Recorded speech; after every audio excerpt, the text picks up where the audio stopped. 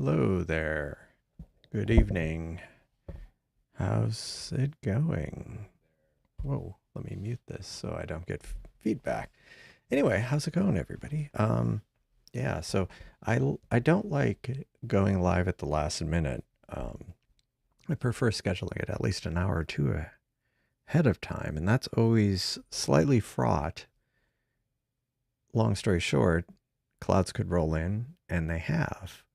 Um, but it's supposedly going to be clear, and I think this might, like we've had previous previous live streams, it sometimes will end up rolling through, and you can see breaks in the clouds. I just saw stars like in this big patch about 5-10 minutes ago, so we'll see how it goes. But in the meantime, I have some other things I was gonna go over and look at. Obviously, not the sky. Um, I was able to test this new Seestar mosaic. The results were excellent. That's great. I was able to do the mosaic of the full hell in one frame with no field rotation. That's great. The only complaint I've heard about that mosaic mode is the efficiency of it. So like you can get good results, but it just takes a decent amount of time. But on the other hand, there's no work involved. I mean, you don't need to do any manual kind of work or processing after the fact. You get a good result right out of the scope. Hello, good evening, good afternoon, and good morning. Yeah, all the above somewhere. Hello, Stephen Fox. And how do I stop my Mac pointer from jumping over to iPad? It's that, what is it? Continuity or something? Let me see where it is in settings. Like there's a setting for it. Is it continuity? Or what was it called? Continuity? No. Handoff? Handoff. And basically,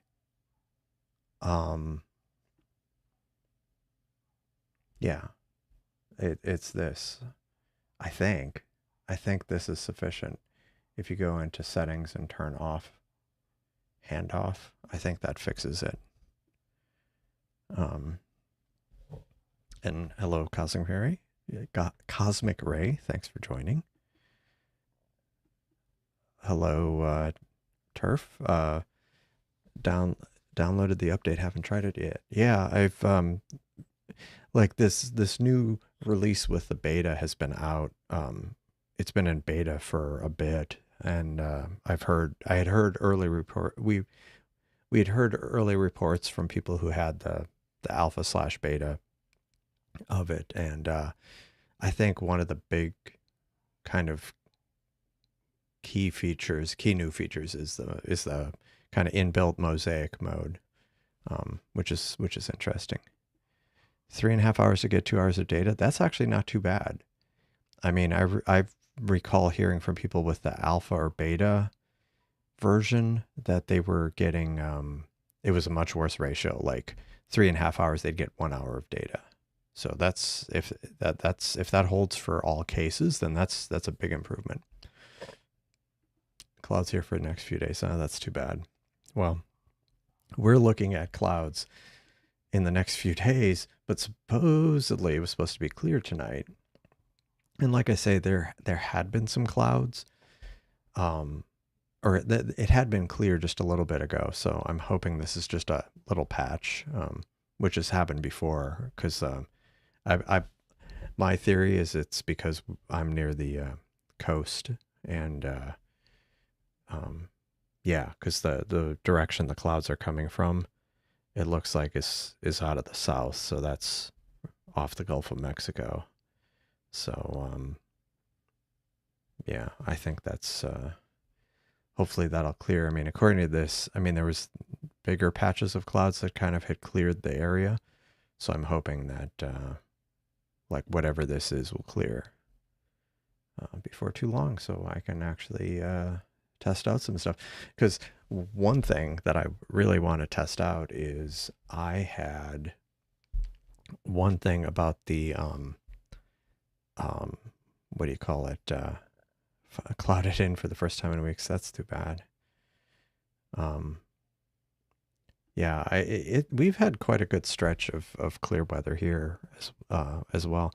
But one thing the live view, one thing I wanted to test out was live view in the Seestar Alp software, because there was definitely some stability issues. You have to turn on experimental, and there was some specific things I knew.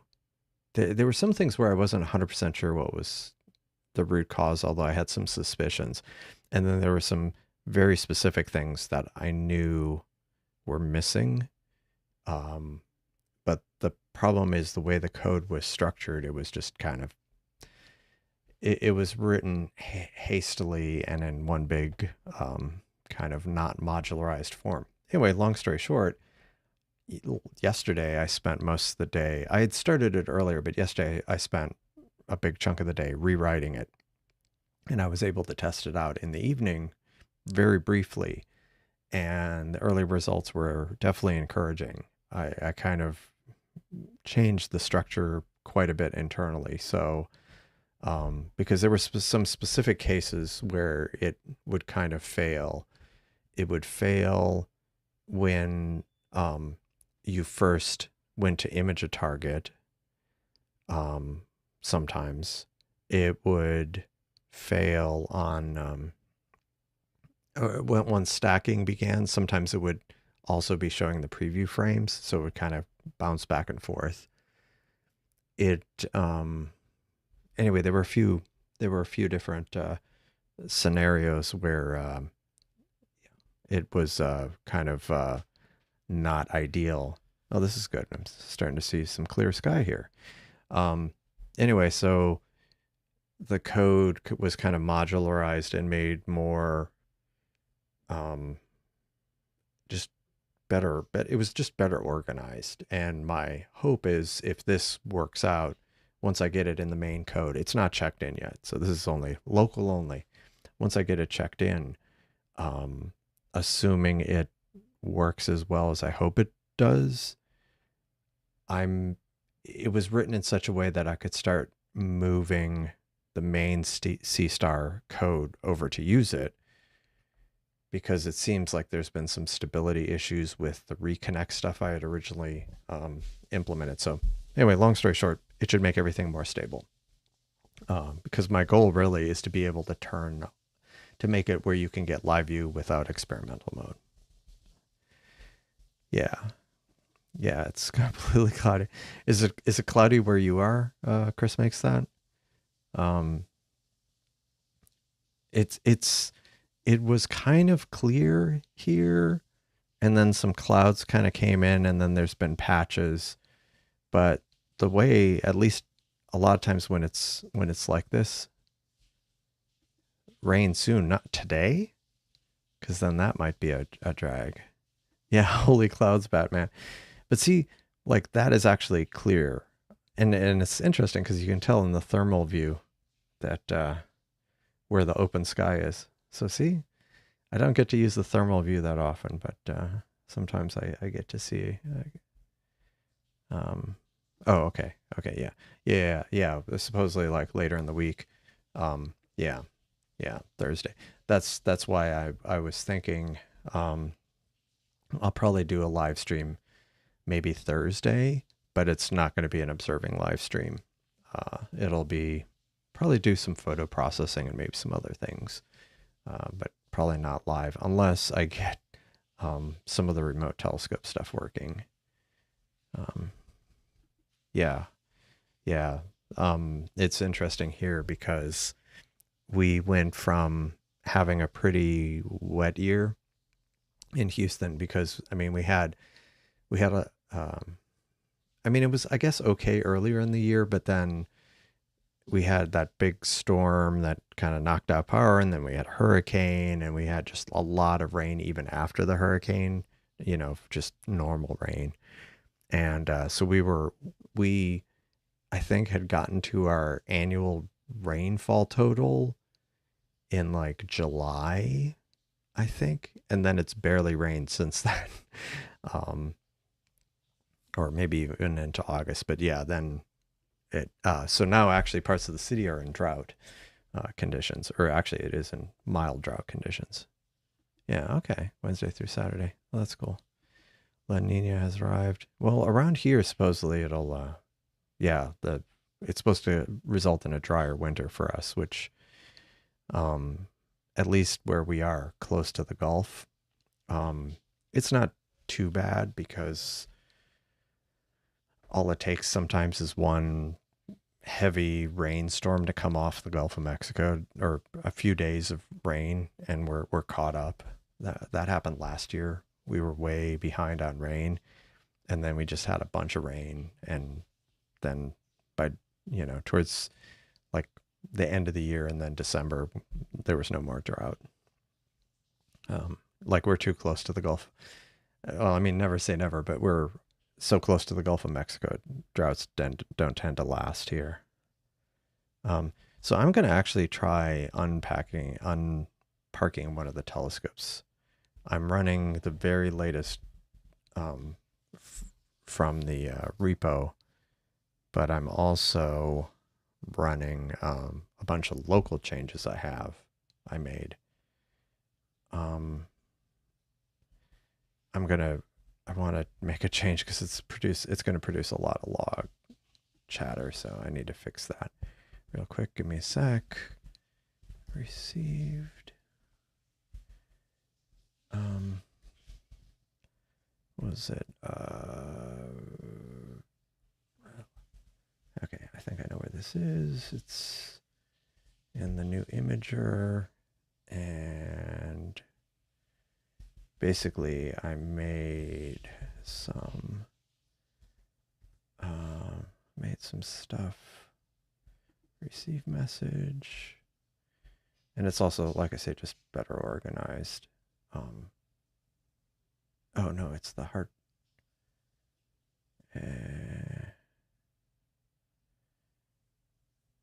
Let's see. I say it's better organized, but I'm trying to remember where this would be.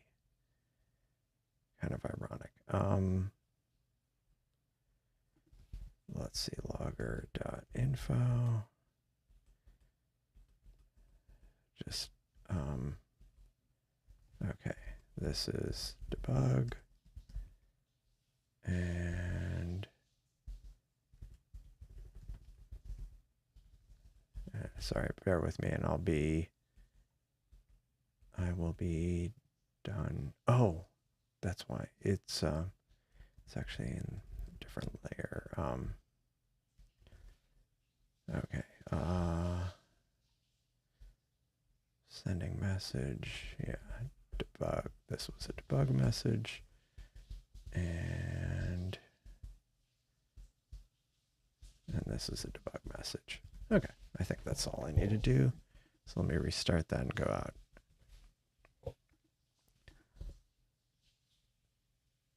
Hello, Elvis. Do you have a YouTube or are you on YouTube or what do you call it, on Twitch or something? Sorry, I didn't mean to bring that up again.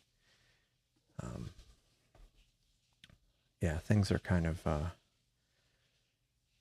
not super exciting. Oh, so I did get and I did this the last time. I ended up running two instances of the software. One was just looking at one telescope. The other was running on the Raspberry Pi looking at the other telescope. And I think I'm going to go ahead and do the same, at least initially. So what I should do is do like picture in picture here so we can see oops, didn't mean to do that. Hold on. Let's see. I hate it when I drag and drop stuff like that. There we go.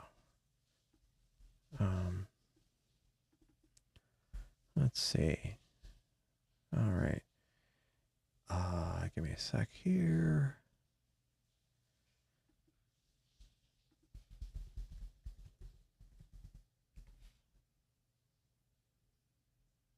Oh.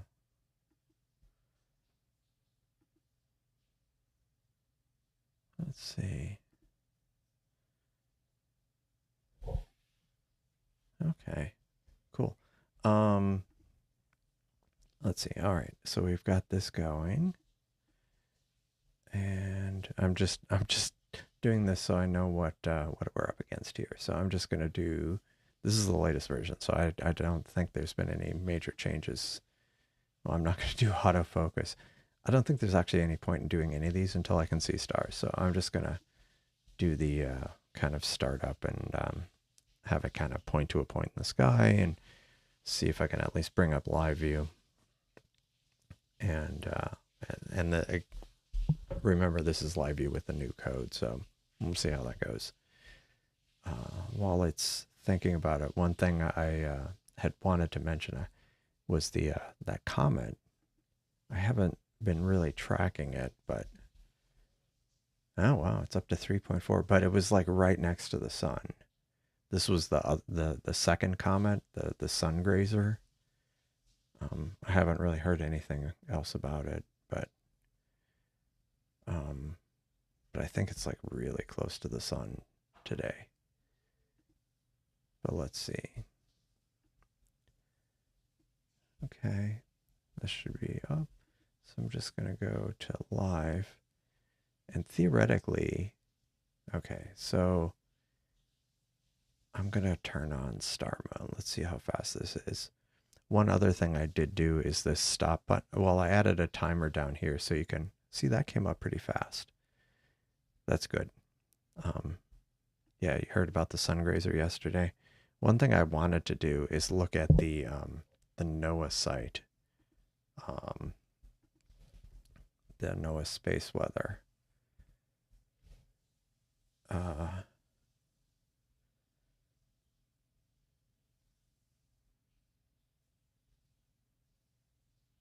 Okay. One thing I had noticed is oh yeah, look at this. No? At one point yesterday, I saw an animation where it looked like the comet was dropping towards, like there was an object dropping towards the sun. And I wasn't sure if that was a comet. Given its motion, it seemed like it was, but I'm not 100% sure. Let's see, do they have other videos here? Oh, one other thing I noted, the solar maximum is officially has happened, supposedly, at least based on what they think, based on the schedule, where the sun is in the cycle. It happened a week or two ago, perhaps. Anyway, yeah, I don't see a comet on there, but I know at one point I saw something that looked like a comet yesterday. So let's go back to this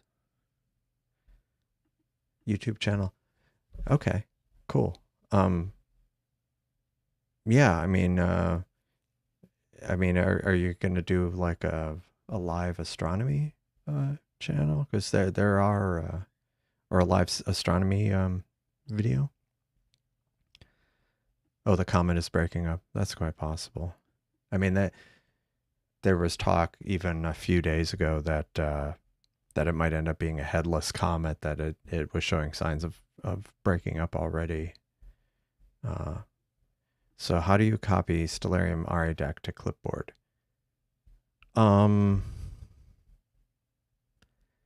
me bring up Stellarium. Let's try this out.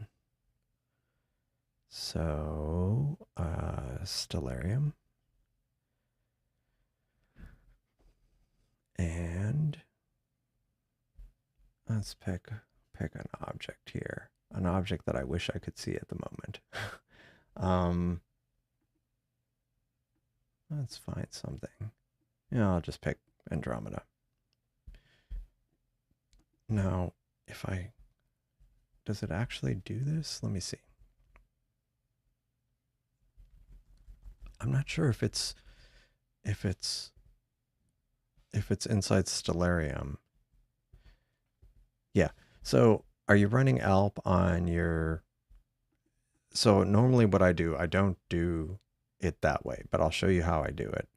And actually, just for the sake of argument, are you running it on the Raspberry Pi or are you running it locally? Alp, that is. Like, are you running Stellarium on your local machine and Alp on a Raspberry Pi? Oops. Let me go pull this up. Let me just, okay. VNC. Actually, I probably don't want to do VNC, but okay. Okay, cool. We'll do the same thing here. So I'm going to, I want to make sure I'm running the latest version. So I've got the Pi and I don't have anything. Let me just see what I have in my config toml file. Is it the latest? Okay, yeah. So let me update it. And I think it was pretty up to date, but I'm getting it to the latest version. So, okay, cool. So that is done. That is running. So let's go to it. And, all right.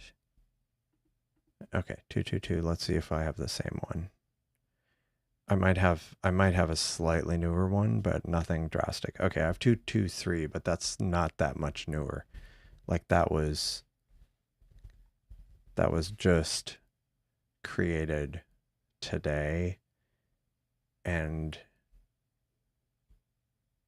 none of these would affect it. One of them was the light mode thing you reported. It has that fix, and some scheduler stuff. Although that might have been from the weekend. So I think, yeah, I don't know what is in the.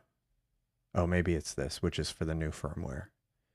I think that's all that's in there. So it's basically the same version you have.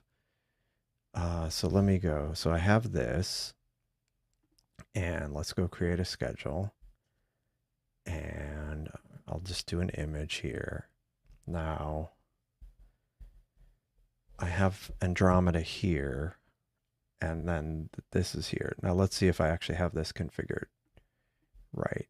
And if I don't, if I do, it'll work. And I'll show you how I have it set up. And if it doesn't work, I'll show you. So retrieve RA deck from Stellarium. Will this work? And no.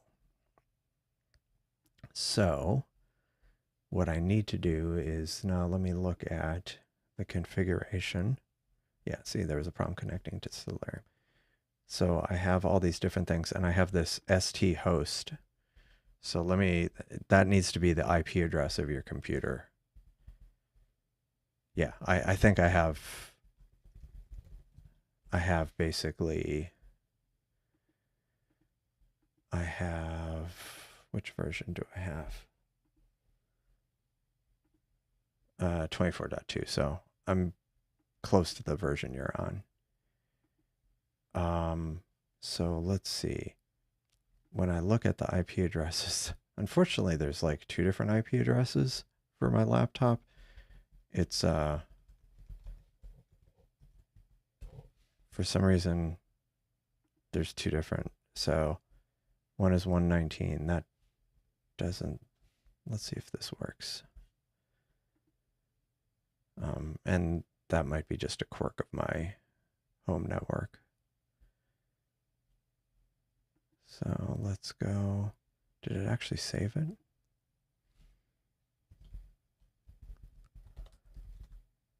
I'm just double checking.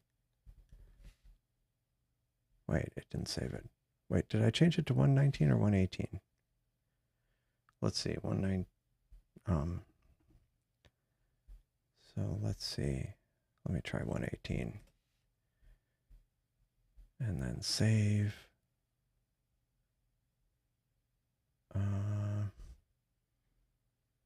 Did that actually save? Let's go into, let's do image. Yeah, so that grabbed it. So what you have to do, well, there's two things. You have to go in and make sure that, you gotta make sure that by default, this ST, we should probably name it Stellarium because that's what it is. The Stellarium host is set to localhost by default. You have to set that to the host name or IP of your Mac. So that's one of the things you have to do. You also need to make sure, no, it's not there. I don't remember 100%. Let me double check. In Stellarium, what am I doing here? Oh, sorry, that's it. You have to go into the gear, the configuration, go into plugins, I think, and remote control. And I believe this has to be turned on. Because see, that's where the port is defined. Server enabled and enable automatically at startup. So that allows, that runs a web service, a web API within Stellarium that the Raspberry Pi can then, or Alp can then query. So so it's two pieces, making sure that the remote control plugin is enabled in Stellarium. And I don't know if it's by default or not, but that has to be turned on. And then in the SSC config, you have to set the ST host, Stellarium host, set the IP address or host name of your laptop, and then that should work. And I left the port, the default in that plugin, it's 8090, and that's the default. If you change it, you have to change the port there. But that's theoretically it. And also, like, if you have like a firewall or something on your laptop, you have to, you may have to make an adjustment to that as well, like a software firewall. But yeah, once you do that, then you can, so I can pull Aferrats.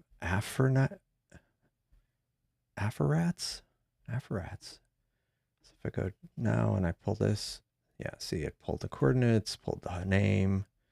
It also, let me see, does it actually, if I pick the Heart Nebula and I pull it, it doesn't automatically flag the light pollution filter. So you have to make sure you check it appropriately if the object needs it or not.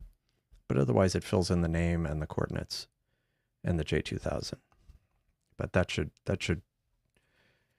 be it. And like in my case with Stellarium, I have the remote control load at startup, and I have enable automatically on startup and enabled. So I only had to do this once, and now it's always enabled. Okay. Awesome. Good. Great. All right, let's see if this is improved at all. I mean, it is interesting because you can kind of see clouds passing through the field. I'm really hoping this will clear up. Otherwise, this may have to do a couple other things, and then it'll be a shorter live stream. I still do want to get it's for nights like today, or nights like tonight, that I need to get the remoting working better. But it wasn't as it isn't the kind of feature that most people will probably need to use very often, if at all. And really, live view was something I wanted to get more stable. Oh, one of the other things. So this has come up. Um, there was an exposure button here which didn't do anything, and so I just temporarily hit it. The record button, is there anything different about it? No. The stop button is different. Whereas before, it would, if you were stacking, it would stop and it would bounce you back to kind of that initial screen. Now it just kind of, it checks to see it. Well, let me show you. If you click, wait, is this? Yeah, this is my local one. If you click stop now, it actually pops up a dialog asking, are you sure you want to stop imaging or the current running schedule? So if there's a schedule running, so if you're imaging through a schedule, it'll actually stop the schedule, which will then stop the stacking. But if you just started a recording or a stacking without using a schedule, like either through the app or directly using this record button, there's no schedule associated with it. And so it checks that. And if there's if there's not a schedule, it'll just stop imaging. So, have you used longer exposure times? I have not, but mostly because I don't run EQ mode, and it's very hit or miss if you're not running EQ mode. As far as the object has to be in a certain part of the sky where there isn't as much field rotation, and then you can get away with like 20 and 30-second exposures. But if you shoot equatorial, you can run 20, 30-second exposures more easily. Why doesn't the northern coal sack? I am guessing it's because it's such a large feature. Maybe not. Like, it feels like that would be one of those things. So let me look that up.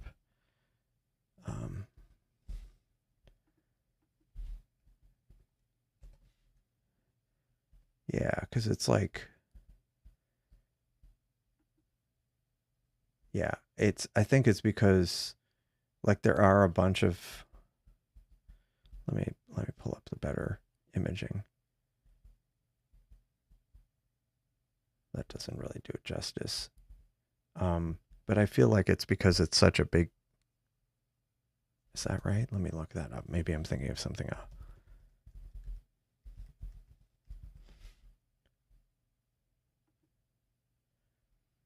Maybe because it's, yeah, it's 7 by 5 degrees. Maybe because it's so big.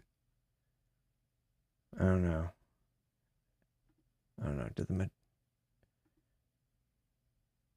Yeah, the Magellanic Clouds don't have, do they have a name? Oh, they do have a designation.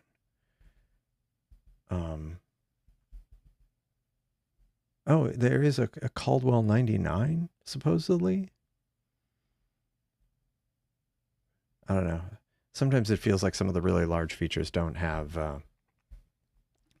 common, like they go by a name, and then they may or may not have some kind of, I mean, like the Milky Way itself, like there's no designation for that I know of. It's just the Milky Way.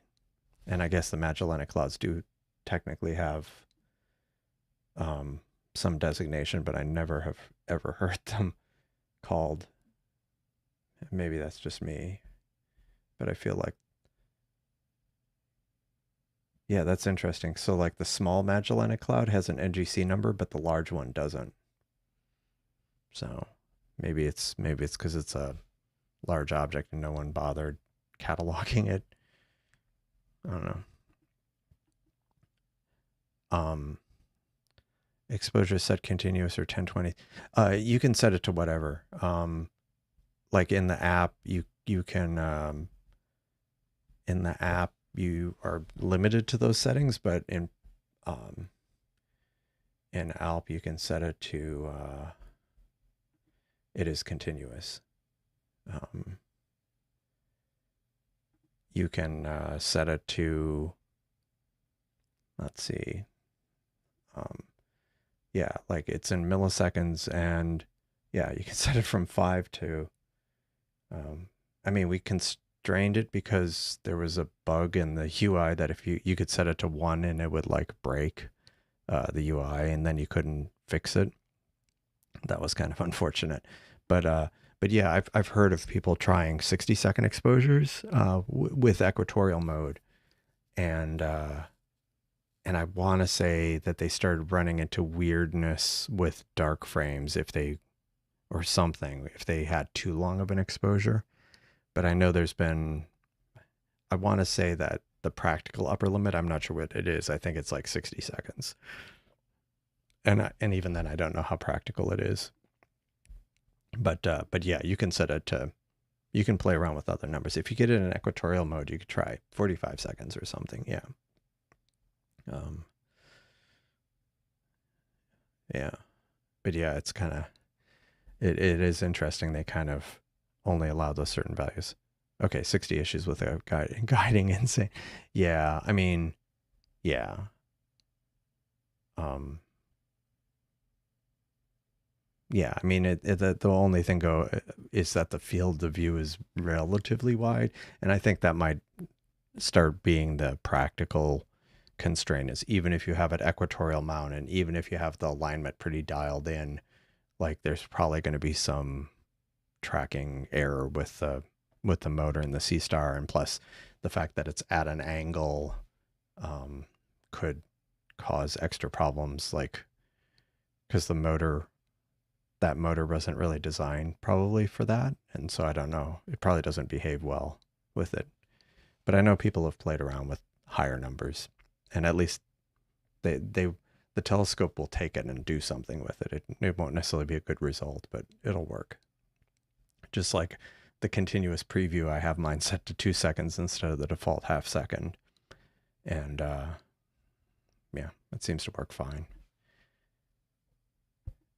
Yeah, that's true. That it is true. Um, I mean, it's and it's funny because I remember so like the why is it only set to 5? What did I do to change it to 5? Anyway, the dithering interval is the default is 5, but on my other one, I think I set it to like 25. And at least I had set it. Yeah, so I have it set to 25 frames. So every 25 frames it dithers, but then some people were saying, well, because of, the motor's not necessarily, especially if you're in alt azimuth mode, there's going to be a certain amount of tracking error. So is it even necessary to dither at all, really? Um, and yeah, the preview is very highly network dependent, unfortunately. Um, Although it is funny because like I feel like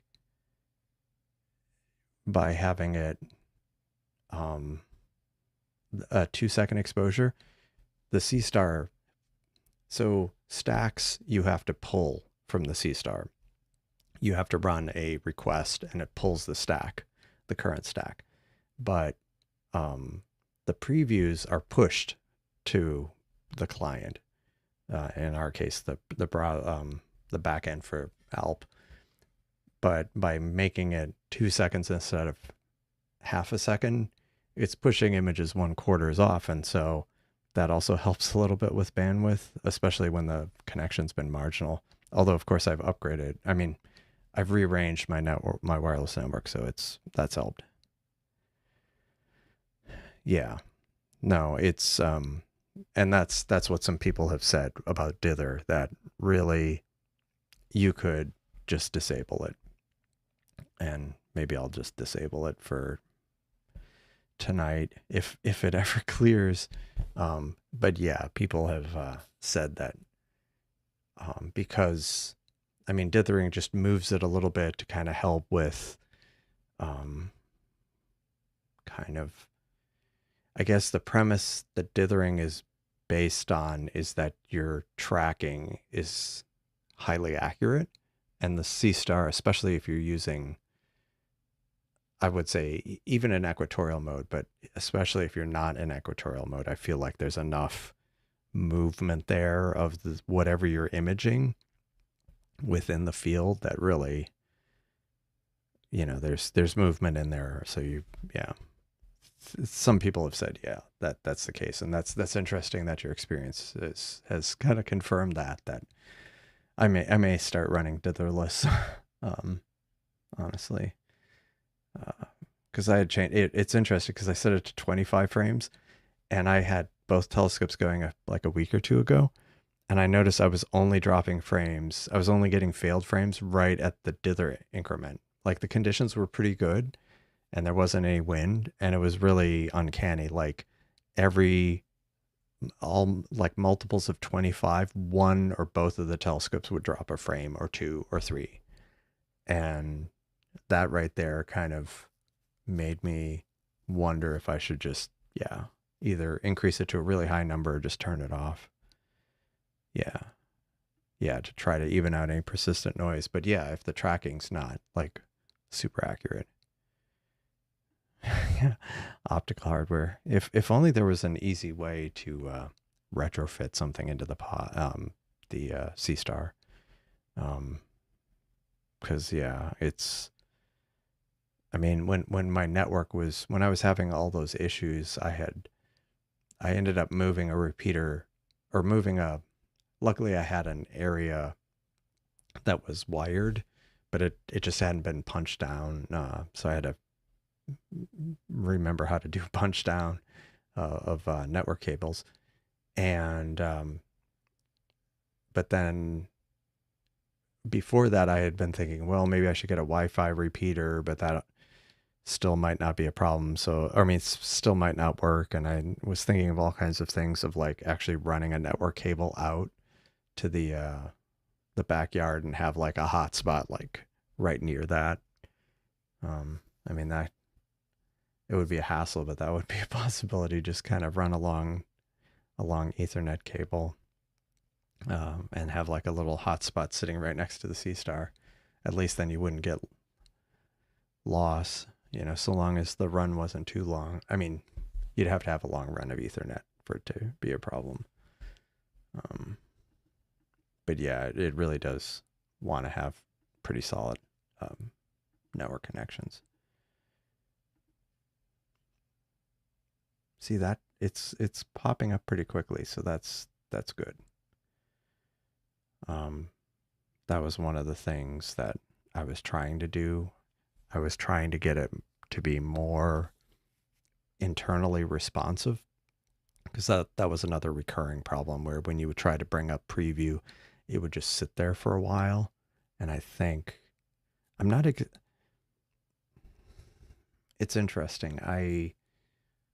There's a few things I had changed besides reorganizing the code that might have improved it. And I'm not 100% sure which one was the one that kind of made it much better. But oh yeah, so stop I changed. Autofocus is the same. Trying to think what else I changed. I kind of modularized some of the internals. Like it was all kind of everything on the screen was kind of mashed together in one place. And I've changed it now where like the stretch we do, the Graxpert stretch, it's kind of defined as an image processor, and it supports multiple image processors. Right now it's only the stretch, but that way we should be able to easily plug in like denoising or something else and so then maybe add auto denoising to the preview and the stack. I also SNR was kind of made more modular because I know one thing that has been talked about is adding more kind of analysis functionality. So yeah. So funny you should mention that. Let's go look. So that was the problem, or that was a problem. It may still be a problem, but because object lookup uses the Simbad web service, but someone who's on the a contributor and person who is on the Sorry, there's method to my madness here. Someone who is on the, sorry, this is like a terrible plug, but someone who is on the Discord server, link in the chat, added some new code. I don't think it's been checked in. Let me look. But basically, pull request. Yes, this is it. It hasn't been merged yet, but look at this. Added local DB search. Basically, what he did is he took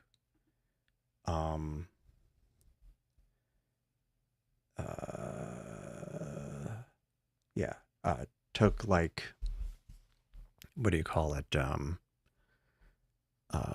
The Messier catalog, and I think the NGC catalog, and I think also some of the common variants. Let me see if I can download this file. Let me see what's in it.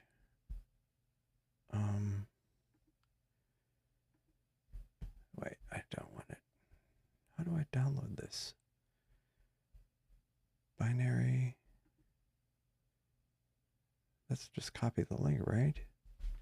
So let's go grab this. No, that doesn't help me. How do I download this file? View file.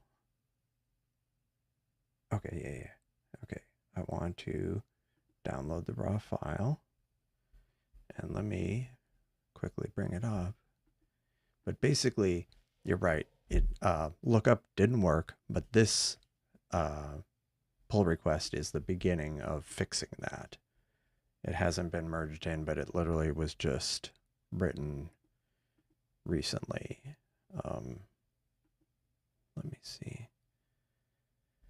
Okay. Is this where? All right. Yeah. Okay. File open.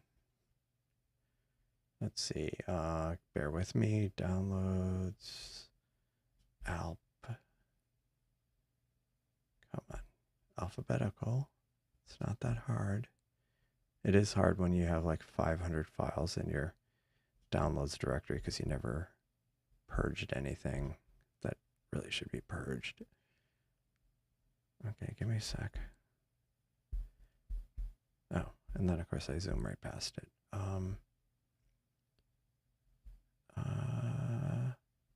Almost there, almost there. Okay, Alp. Wait, where did it end up? Give me a sec. And downloads. Oh, okay. It went by a different name. Fine. Okay, got it. And let's get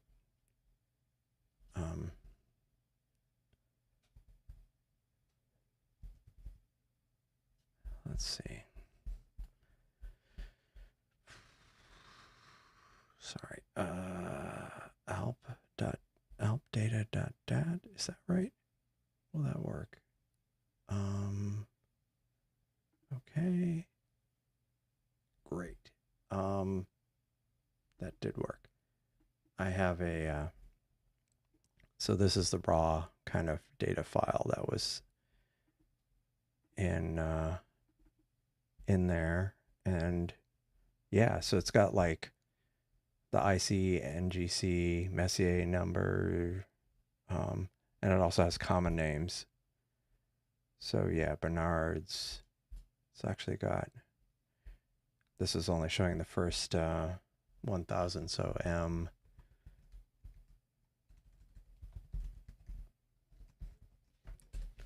So yeah, look, so M31, Andromeda Galaxy, M33, Triangulum Pinwheel. So basically, once this gets merged, you'll be able to search without an internet connection for any of those objects in there. And we can add stuff as we want. But right now, to begin with, it's got like a lot of, I don't know if it's got the full, let me see how many objects are in here. Let me see how many are in here. Let's see, where's the console?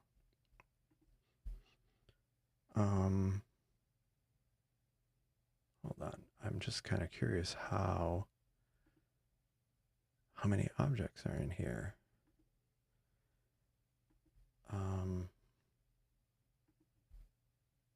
Let's see. Yeah, I don't know. But there's clearly quite a few. So anyway, once that's merged, you'll be able to do local.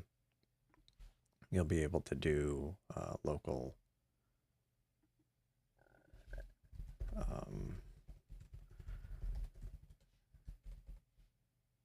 There's 14,000 objects in the database.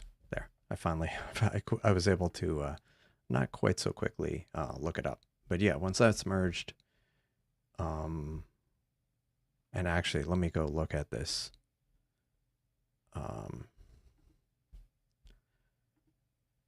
Let's see. Let's look at this change. I'm just curious what all is touched. Files changed. Search local. Get local search. Local search. Okay. I may have to look at this more closely. I just want to make sure that I'm not. I mean, it looks pretty done to me.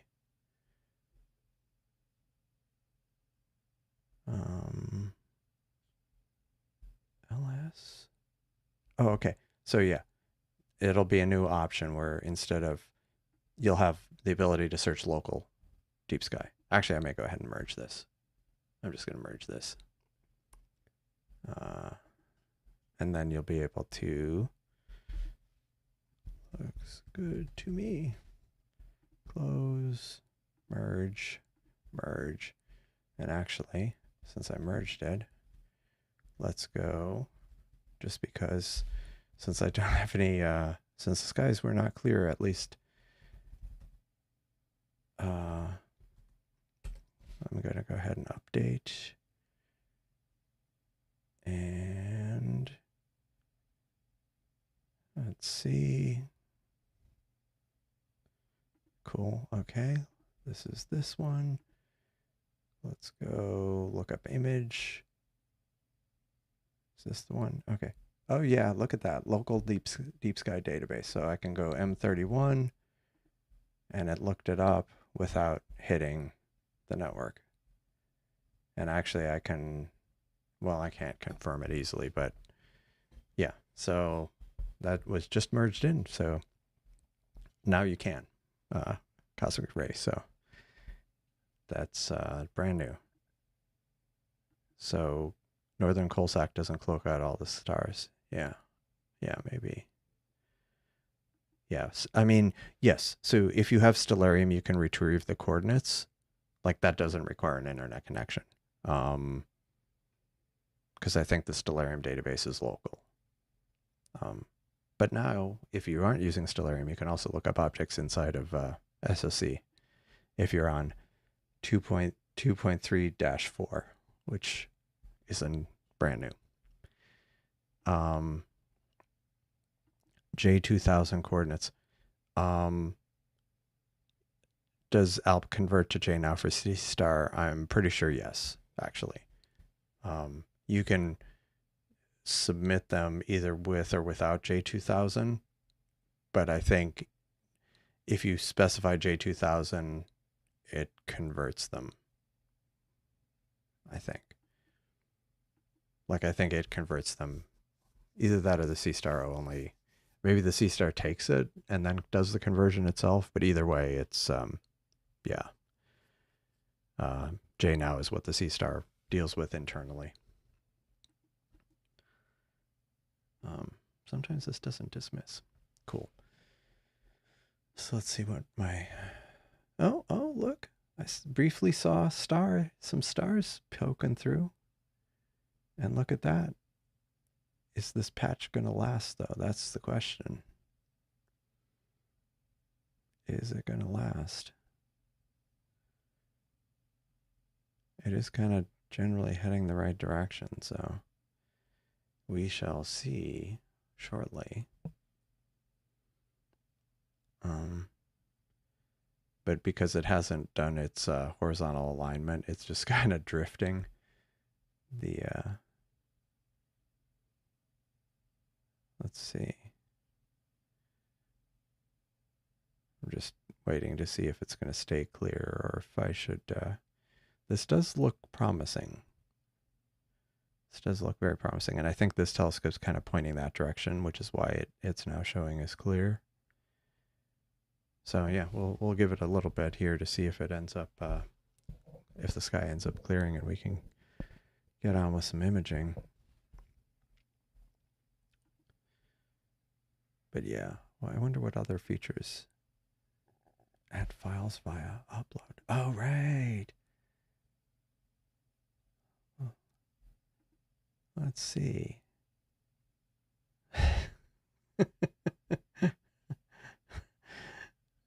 New loading screen.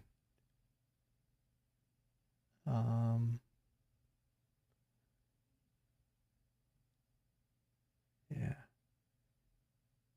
I feel like I should make this conditional.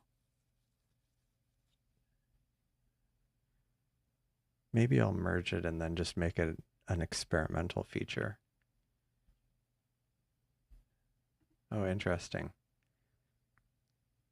First time I got a failure to plate solve. Yeah, I mean, it happens to me, but my skies are pretty bad, so I think that's why. Okay, so far this is definitely looking promising. I'm just gonna go ahead and try. I'll just try this. I'm gonna go to commands, and this probably won't work, but I'm gonna go ahead and run autofocus. I'm not going to run autofocus. I'll run polar align and dark frames. Actually, no, I'll try it. Why not? Worst that's going to happen is it'll fail miserably. I should also probably unpack the other one just in case. Just in case things clear. And I'll raise the arm. Polar align and dark frame. So I'm doing the same thing on this one. Yeah. Finally getting some clear sky. We'll see how long it lasts. Hopefully, at least for the next hour or two, so I can so we can image some things. And also, the biggest thing is I want to test out the new imaging system a bit more before I merge it, because I wrote it over the weekend and tested out last night, and that was it. I mean, I tested out live view before then, but otherwise it's pretty, yeah, plates all failed, not surprised, with clouds moving through. This one doesn't even, the one on the right doesn't even look like it's gone up high enough. Hopefully it's not pointing at like, okay, finally. I was afraid it was like going to point at the fence. That would not be, it would not be able to plate solve the fence. At least, yeah, no. In no situation would it be able to plate solve the fence. Yeah, this is looking, that's kind of cool. It's like a little swirl there.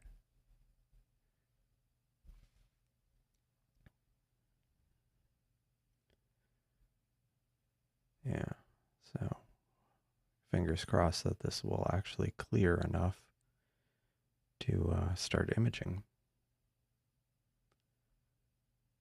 Let's see.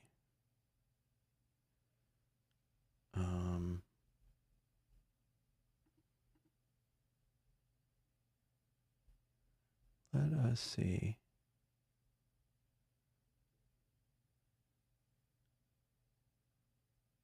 Yeah. Okay, sorry. All right. Let's see how the other one is doing. I think yeah, it's still allegedly working on something. Let me see if I can stuff this in here. There we go. that's kind of awkward, but at least we can see all three. And I'll, you know, if things do clear, I'll move the all sky camera back into a separate tab so we can just focus on the two telescopes. Yeah, it looks like this one gave up on this one, which is running the. Actually, no, sorry, I'm getting confused by the nomenclature. This is the right one that I just set up. It wasn't able to do the polar alignment, which isn't surprising because the skies, it needs to do enough checks to, it needs to look at 3-4 points in the sky, and it obviously can't do that consistently, not with all these clouds. But this one hasn't given up yet. Let me just double check the logs. Plate B. Let's see. Yeah, the plate's all failed. It's just all kinds of fail tonight. Hopefully, like I say, hopefully it'll resolve itself. Otherwise, what else did I have on my list? I was potentially going to look at Cyril, but I wanted to look at it beforehand. Specifically the astrometric stacking. Looks, I had a note about the comet. Yeah, and that we're at solar maximum as of, or officially, we're at solar maximum. And yeah.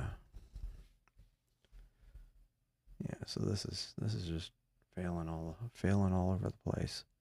But on the other hand, I'm seeing big chunks of blue sky of clear sky. It is practically blue, but did this just give up? Oh, hey, it's actually, this one was actually able to start stacking. This one I think just completely failed. So let's go look at live view on this one. This is the new live view code. That came up pretty darn quickly. This is the old live view code. And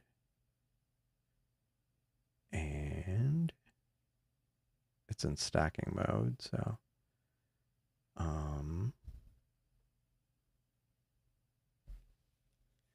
let me go ahead and try triggering a record on this one. And it's probably gonna do the 3-point alignment again. It's gonna fail.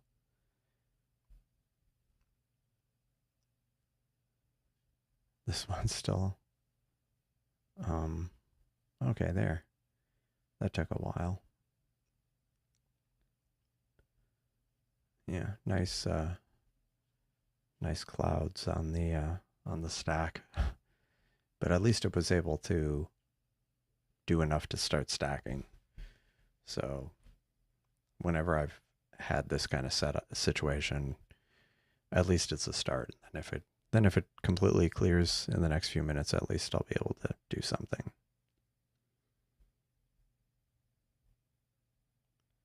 Oh, it actually it did the 10%, it did the 20%, it did the 20, 40, and now it's on the 60. Will it get to 80? Oh, that's not promising. I think it's moving. Oh, no. Actually, that's okay. 80 might work if there's no clouds, or 60 might work. I'm not sure about 80. I think the problem is it's too far to the right, and that the next step is going to involve a building if it hasn't already.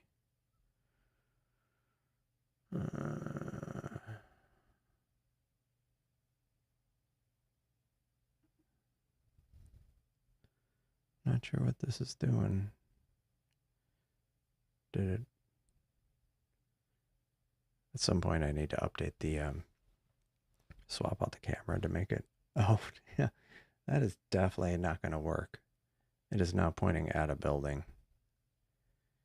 think I'm going to stop that. Stop. Okay, so let's go. Oh, nice. Now it's definitely a bit more clear. So I want to go.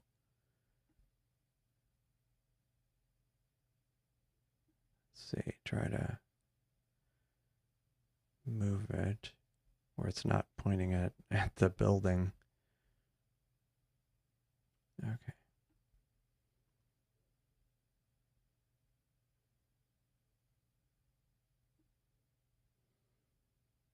There we go.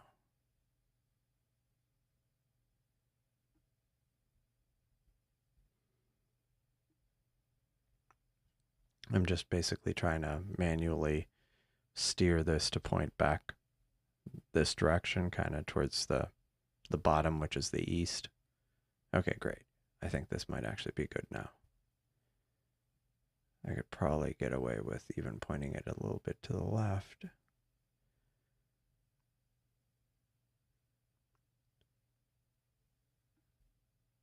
Oh, it actually kind of overshot. That's fine. That's where this lagging is kind of a drag. But at some point it'll stop moving. Okay, cool. So let's go. Wait a moment, and then let me see if I can kick off imaging here. We'll see if the clouds hold. Although that's not great. They are moving quickly though, so we have that going for us today. Anyway, so what can I do besides have us watch clouds mess up the evening's session? This one, it's been able to stack a bit. I mean, the one positive is this one at least knows it's not fully aligned, but at least it kind of knows where it's pointing, I think, because it should have been able to plate solve enough to, and it's able to track.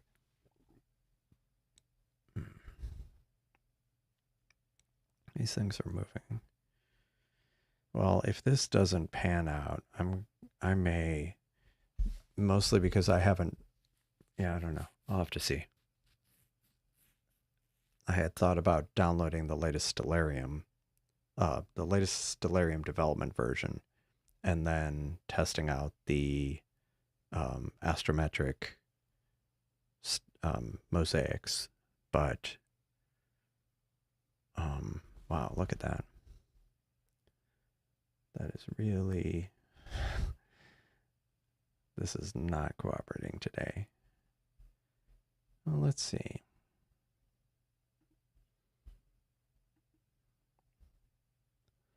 Maybe I'll just start messing around with that. Let me go.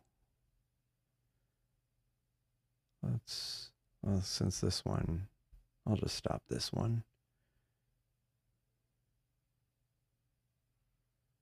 Now, one thing I need to make more responsive is the stop buttons. But let's go ahead and look up Cyril and GitHub. No, GitLab. See if we can download the latest version of it. And let's see. Go to build. Wait, it's not build. It's where's the CI? I think the problem is I've got two. I may have to, let me unsplit this. Okay, so build pipelines. I think it's pipelines. And this is only if you want to get the development version. Add GUI for blending. That sounds, oh, but that's on a branch. What is this about? Add GUI and commands for blending?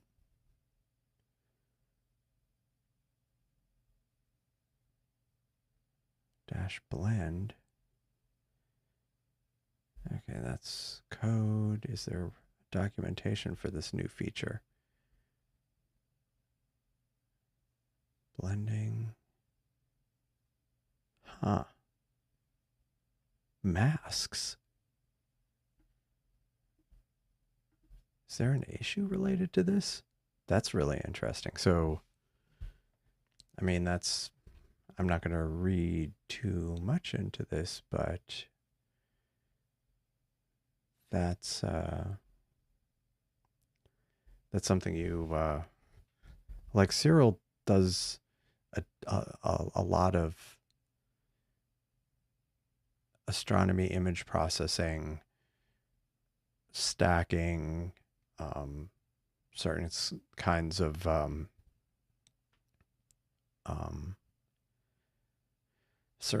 of processing, but it's not as selective about things. You don't get the manual control, some kinds of manual control that you can do with like photo processing software like GIMP or Photoshop or Affinity Photo. And I don't think that's what this is, but it is interesting, this mention of blending and masks. And I'm really curious what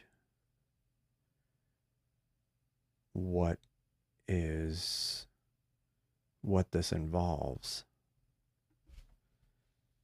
Blend will apply a blending mask on each image. Borders over the distance in pixels. Blending mask. Huh.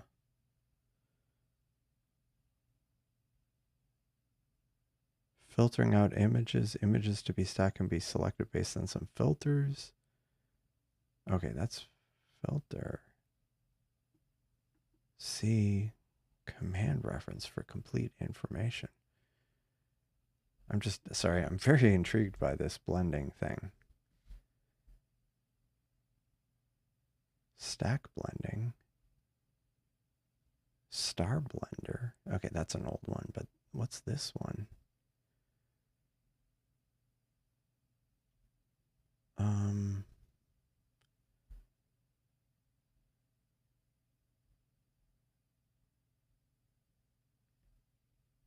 Huh. Anyway, that's interesting. Something to keep an eye out for. There's always new stuff. I mean, in the alpha that's keeps showing up. Anyhow, so let me go look at, is it packaging? Okay, Mac OS ARM. So I'm going to grab the ARM version because that's what I have. And download the job artifacts. And we will let that run for a bit. Okay, that was actually fast. Let's see. All right. Is that about the right size? Yeah, it's 51.7 meg. So let me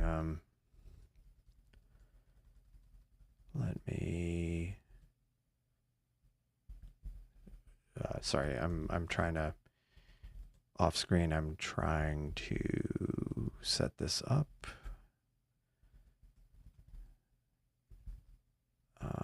Trying to move aside the previous version. Okay. And drop that in there. And okay, it's 192 meg. And we will shortly see if this works. Now, it's definitely not something that's completely straightforward. But that's okay.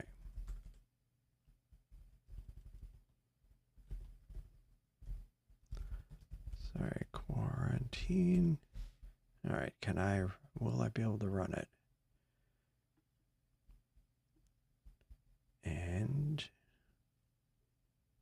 Where's the new version? Okay. Cannot be opened. Let's see. Yeah, the problem is basically because it isn't a signed executable.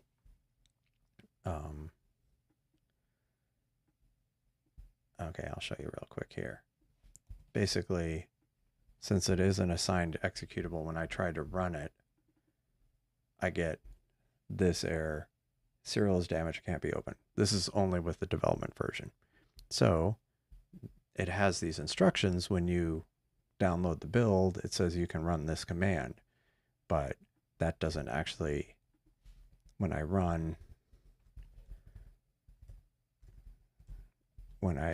that, which is what it claimed you need to run, and I run it again, I get this error again. Okay, so again, it's like an anti-malware feature, I guess, in Mac OS. And so see, it still has these quarantine things. So I found that if I do this, it just completely clears it. And I think it'll actually work now. Yeah, it actually started. Cyril would like to access files on a removable volume. Sure, why not? Okay. So here's the, oops. Let me move the window over to the, come on. To the, it's like a full screen on this other monitor and I can't bring it over. Let me relaunch it.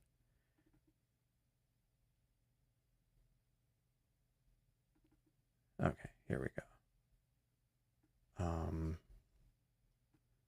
Let's see, where is the, wait, where'd it go? Okay, here. All right, cool. So this is the unstable development version that was compiled 3 hours ago, so pretty recent version. Let's see how we're looking here. It's gotten worse. Well, that's not promising. So what I'm going to do is play around with Cyril a little bit, which I had kind of alluded to in the description for the video, that I might end up doing some photo processing.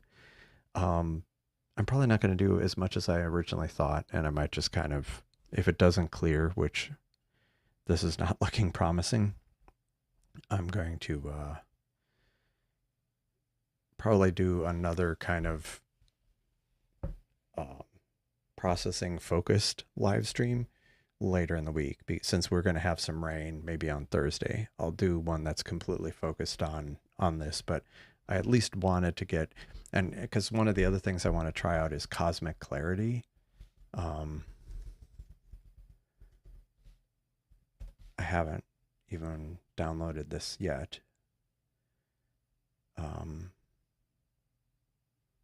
Yeah, it's got a Mac OS version, standalone.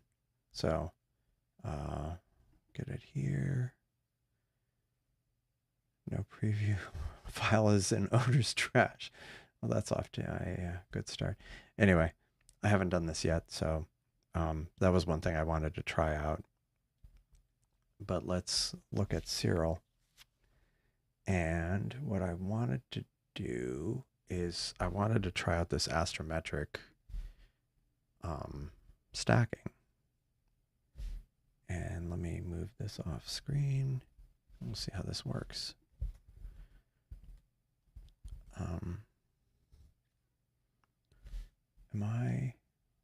Sorry, let me see if I've got this on the right directory. So I had plugged in an external SSD, and today is the 28th. Although, now that I think about it, I probably won't do Thursday because Thursday is Halloween. So I might do something Wednesday, or it might be Friday when I do the image processing live stream. But I forgot I'm not going to do Halloween. I'm not going to do Halloween. Let's see, 10, 28. Cool. So let me go. Basically, what I want to do is, because I don't know how the performance is going to be, I'm going to take some panels from the Heart Nebula mosaic I'd been working on. And these are the panels I'm going to use are pre-stacked panels, the ones that came out of the Seestar. And I want to try to, and maybe I'll do that at the same time. I might run them through ASTAP as well. But let's go look at, let's see, where's the Heart Nebula?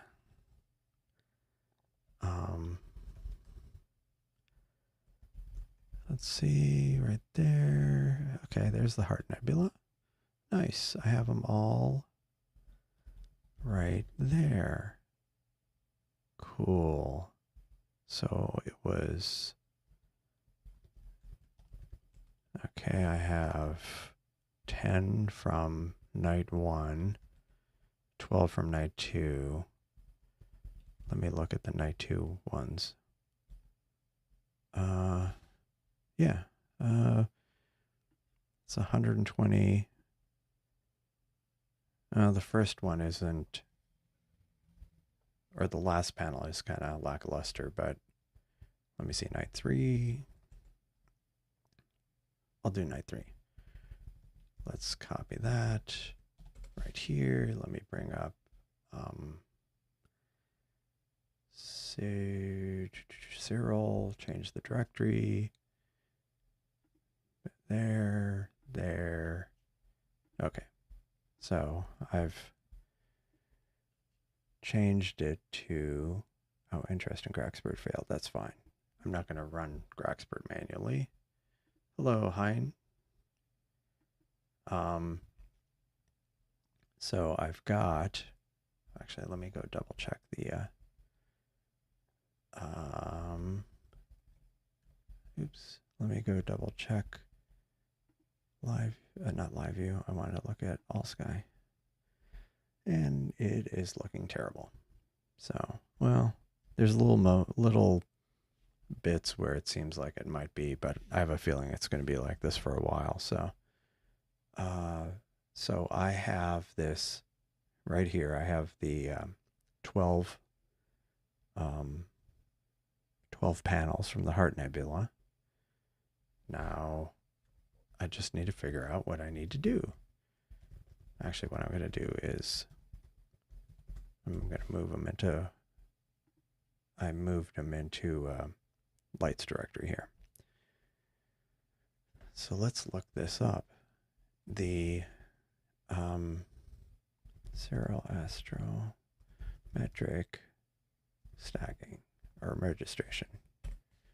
Okay, so it says it's a preferred mode for assembling mosaics. You can also use different setups, different optics, different cameras, different fields of view. Cool. It does not have an entry to export as it's already been computed when plate solving the sequence.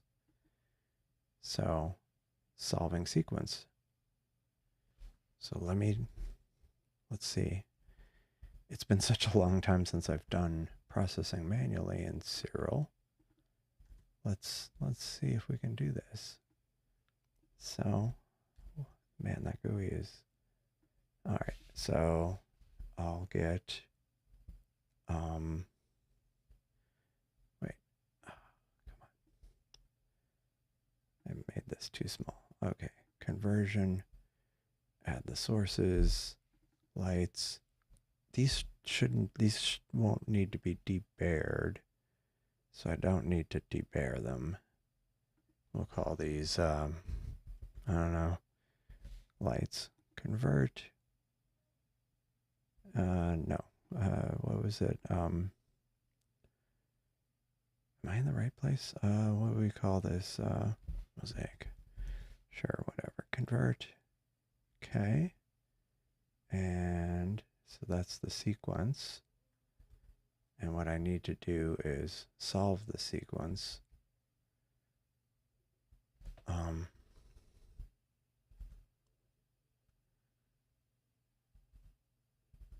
Wait. Solving the sequence. Installation, download, usage. Local star catalog. Actually, I need to go check to see if there's anything I need to do here.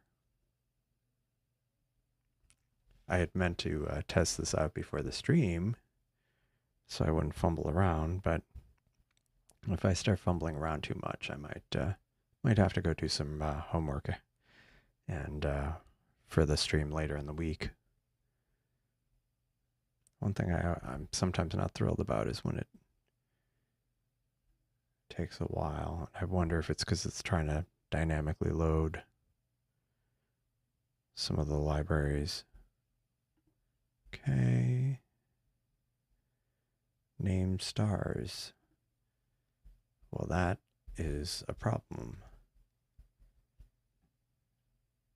I don't have any named stars downloaded. Yeah, this feels like something that it might end up turning into a research project that I need to download the astrometric catalogs, which I do not have. I have not done yet. So, and of course, just as I was about to call it a night, this wouldn't be the first time where I'm like, nope, I think I'm done, and then oh, the clouds may be actually parting. So we will give it a little bit more time. Yeah, and of course we're heading right into new moon, so of course it would be cloudy at the best possible observing time, which has been kind of a recurring theme this year. I think it's been cloudy every new moon, or just about every new moon I can remember. Yeah. Yeah, I don't know. This doesn't, like I thought, oh, maybe it's clear, but then there's a patch here. So yeah, I may go ahead and call it a night then. But next time I will, it probably, the next live stream will probably be when it's cloudy. And I mean, it's supposed to be clear now and it's clearly not. So, it might be cloudy for quite a few nights. I might do a live observing stream if I get the remote telescope stuff in a little bit better shape. It's just about there. I'll have to get a couple of people have volunteered their telescopes, so I might do that at least sometime during this stretch of cloudy weather. Otherwise, I'll do like photo processing. Actually, Friday night would be a good night for that, just because I have a backlog of photos I need to process, and I will probably have some reject candy from the kids, so I'll be on a sugar high, sugar fueled image processing session. So we'll see. Stay tuned. Don't forget to like if you haven't liked the video already. I know this was kind of not quite a great session observation wise, but unfortunately that was the hand we were dealt. Again, you look at this, it was supposed to be completely clear, and with maybe just, I mean, like, look at this, 4%, 0%, 0%. And yeah, no, this is definitely not 0%. Do I do anything else? Tap dance? No. Do I do anything else? I mean, one of the other things I was thinking of, and like I try to keep this astronomy themed. I've mentioned that before. And so I'd been doing mostly live observation things. I had in the past done a few little tiny live streams that, funny enough, that got almost no live views, but they ended up getting quite a few views after the fact, where I kind of was talking about the latest Seestar release, or stuff like that, latest Seestar firmware, or some things like that. Um, Now I haven't updated the firmware, and I really wasn't planning on updating it anytime soon. And so I should probably have rainy day themes of things to work on. If you join the Discord, you can. I'm very open to ideas, um, with the idea that it would be mostly astronomically themed, at least on this channel. I do plan on doing more kind of one of my other big uh, consumers of my time is technology related stuff. So I'll do that on a different channel. One thing I do need to do still is hook up this switch bot to the Seestar. And actually, that was one thing I had talked about a few days ago that I might do this upcoming week. Is trying to get this switch bot working on the Seestar. And since I wouldn't be imaging, I could actually have the Seestar here, and I could be messing around with it, trying to get this to automatically trigger it, which could be interesting. And it would astro rug weaving. Yeah. I mean, that would be, what else? Actually, so, and I am serious about like, suggestions for astronomy themed stuff. I mean, keeping with the whole random Erewhon and the fact that this channel can be kind of random, especially in the discussions. So the fingerbot is one thing. I could even, I don't know if I'd do it as a live stream, but I don't know. I had at one point thought about like, I don't know. That might be too niche to do astronomy reaction videos, but you know what's funny? The ones that get me, I'm digressing here, but the ones that get me is let me see if I can find one of them. I'm always kind of leery of searching live because I'm afraid it's gonna something not good will show up. But it was let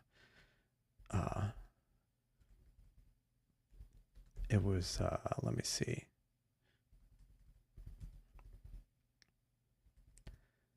It was really funny. I was looking at yeah, exactly.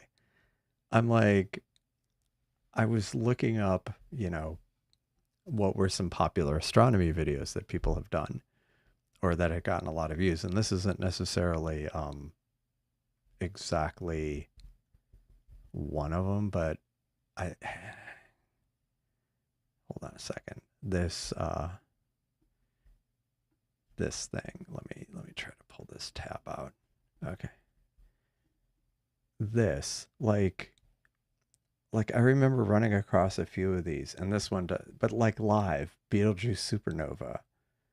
And I remember seeing something where like it was like happening now, the Betelgeuse supernova, and it showed some ridiculous AI art thing, and it had like 100,000 views or something. I'm like, that's annoying because like Betelgeuse has not gone supernova. It may not go supernova for a very long time. I mean, by human history, point of view, cosmologically speaking, it'll happen relatively soon. But from a human point of view, it's yeah, it could have already happened, or it might not happen for a long time.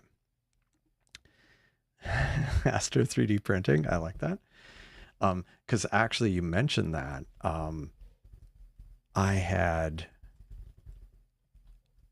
I had wanted to print out another dew shield. I had bought a dew shield for my Seestar, and I had this thought that I would act about Seestar accessories. Like when you look on Thingiverse, there's there's all kinds of, what in the world? Sorry, this like caught my eye. I like this Day of the Dead Halloween pumpkin. It's a lamp. See, these things are a time suck. I ended up, oh my gosh, I need to stop looking at these because like I'm gonna want to print out all of them. Anyway, um, but I was looking at Seestar related things, and they have like lens cap, batten off masks, dew shield, but then they have like something where you can attach a wise cam to it, kind of as a not a not a viewfinder, but kind of like a POV maybe camera. Solar aligned target. Uh, I want to do one of those filters, light pollution filter holder. I mean, filter holders. Tripod shelf. Um, oh, flat ground base mount, so you don't have to use the tripod. Um, yeah, so I mean, I have actually thought about um, printing out a bunch of Seestar accessories and kind of showing them, on stream. I wouldn't print them out on stream because they would take the 3D printer we have is not fast enough to do it on stream. Um, but that was one thought I've definitely kind of thought about doing. Yeah, 13 step to beat Python. I don't know. It was it resistance is futile. It's don't it's and even then, like, what would I use instead of Python? I'd write it in JavaScript or Golang or Rust, which all of those, Rust is the weakest one, but I could do it in all of those. But that doesn't mean it's a. I mean, the original project was written in Python, so. I mean, ideally, we want to get it to. And I don't know if you saw this cosmic ray, but I had kind of one of the other contributors is looking into it. Yeah, I think you might have seen that on Discord, on a different Discord server, about changing the update script for the Raspberry Pi specifically to track the tagged versions only. So that way you don't accidentally get something that isn't tagged. Like basically not just like we can merge stuff, but we have to deliberately tag something before it would automatically show up on a Raspberry Pi. My hope being that that would make it less likely that the pies will break, that it'll be more stable, but we'll see. It's going to be, I think that'll be a good, we won't know until we try, and we're going to try. So, but yeah, I think I could, and maybe this could even be something where, maybe this is something I could do on one live stream of looking for things and people can suggest things and then I try them out on another stream and or I like print it out between streams and then we can kind of see how things fit on the telescope, especially for like these rainy cloudy days here. Yeah, nice. Anyway, yeah, but yeah, if you have other suggestions, feel free to join the Discord server, or if you see this afterwards, you can leave a comment. Oh, hey, Cheap Astro. How's it going? How are you? I might actually be ending the stream before you go to bed because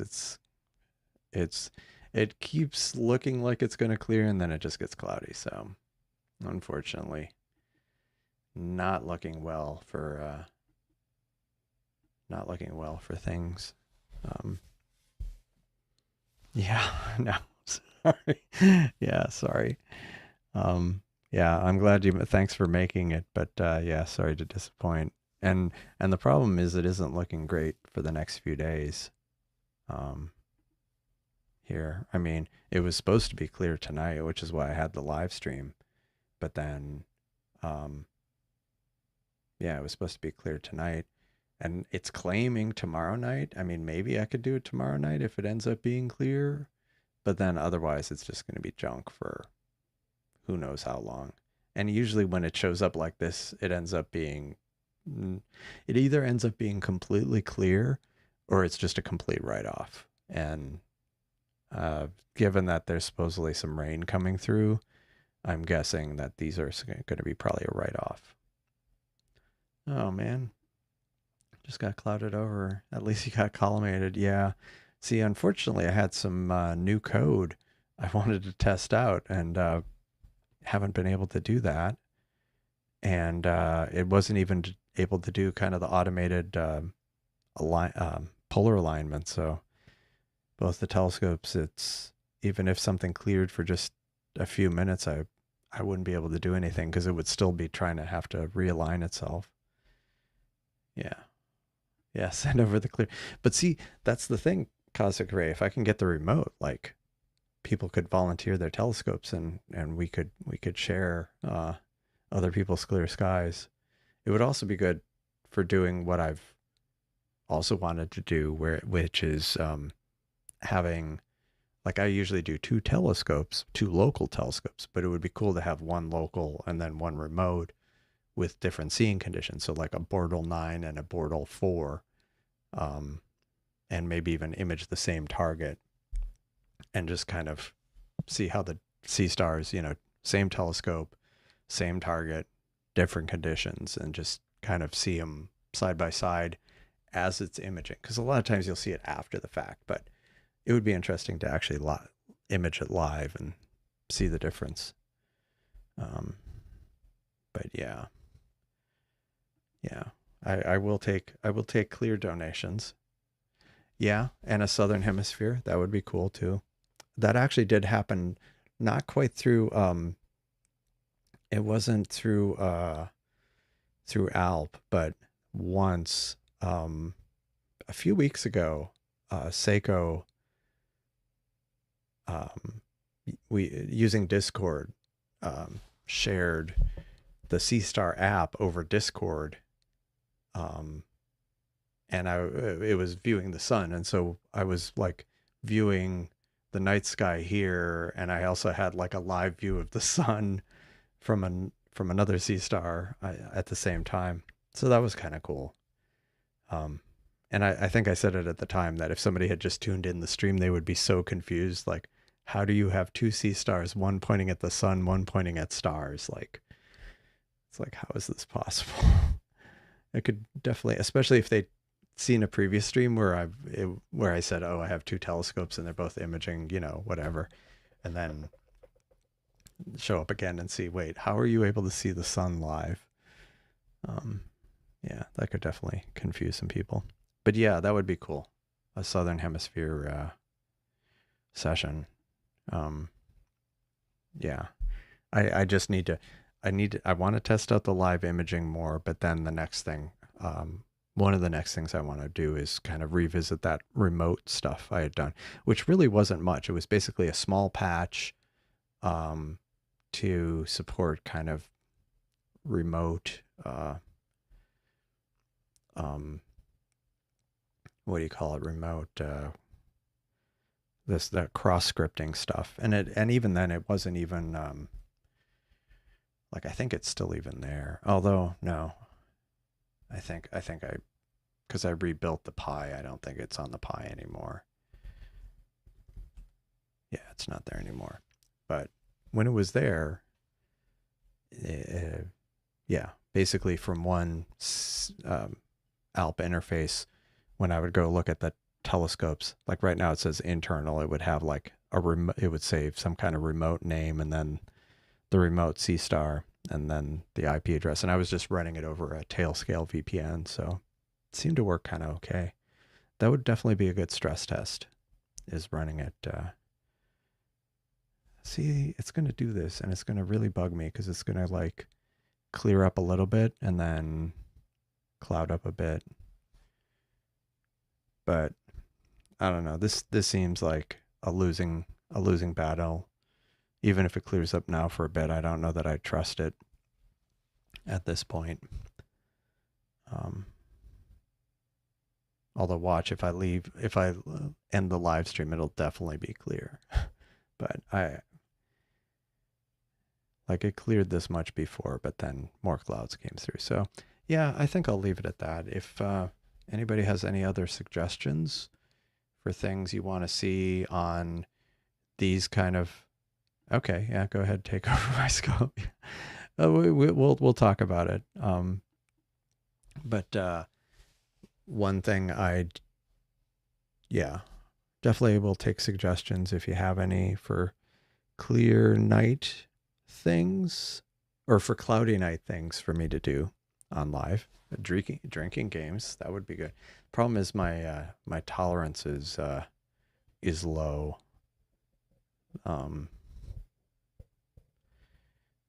Yeah, my tolerance is lower than it. I shouldn't say it's low. It's lower than it used to be. Let's put it that way. But might have some. Yeah, I don't know. Could watch videos and like do a drinking game. That would be fun. No, I don't know. Yeah, just plain low. Yeah. No, see, I used to have. I may or may not have. I don't know. I never really tried to compete with people, but I may have had a hereditary advantage, or if you want to call it an advantage. But used to. Yeah, that's true. That's true. Well, I don't know. It wasn't that long ago. I remember drinking some pretty yeah, cloud shapes. Yeah. Yeah, clear skies. Yeah. But see, it almost cleared up this much and then clouded over. But maybe I'll go ahead and try. Let's just try. Why not? I mean, the main thing I wanted to do was the new code. So I'm not even going to bother with the other telescope right now. So let's do this. So this is the new code. It never ended up. Let's see if we can salvage something this evening. Let me turn off.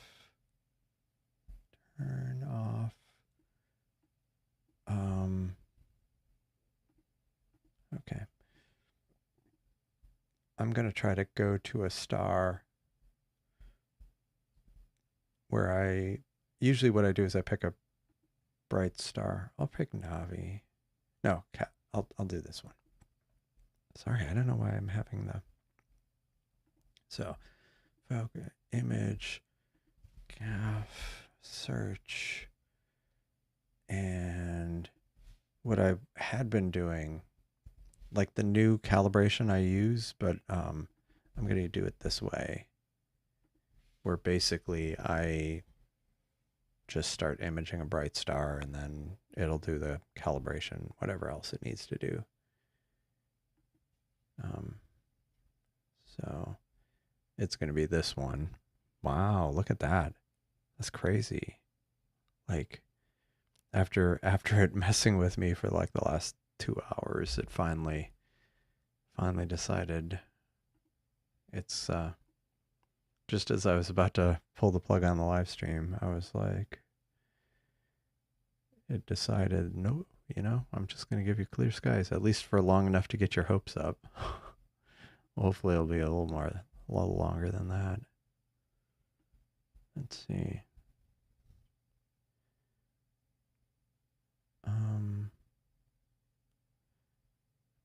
Why is plate solve failing?